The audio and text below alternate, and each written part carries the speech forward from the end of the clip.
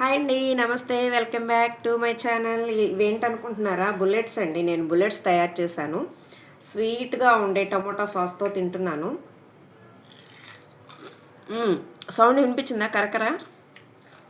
దీని తయారీ ఎలాగో నేను చెప్పేస్తాను. చాలా టేస్ట్గా ఉందండి.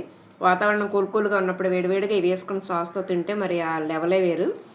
మరి లేట్ చేయకుండా తయారీకి వెళ్ళిపోదామండి. ఓకే, చలో.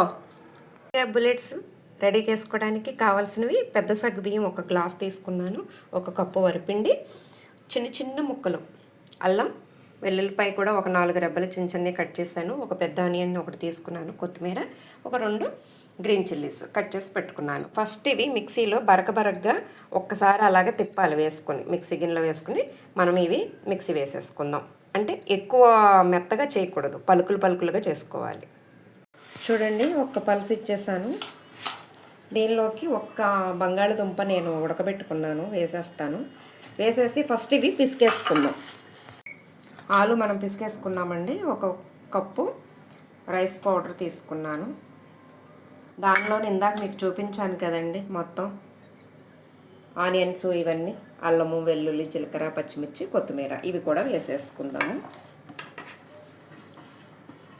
వేసేసుకొని రుచికి సరిపడా సాల్ట్ వేసేసాను. అలాగే కారం కూడా వేసేసుకోవాలి.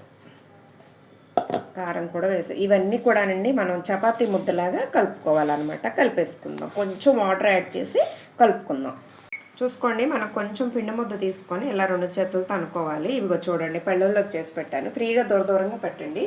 ఇవ్వండి, మనం ఆల్రెడీ ఒక వాయి వేస్తాను. చక్కగా గోల్డెన్ కలర్లోకి వచ్చిన వరకు కూడాను మనం ఇలా వేపుకోవాలన్నమాట. ఇవి ఆల్రెడీ సగం వేగేసినాయి. కొంచెం వేగినాక మనము తీసేసుకుందాం.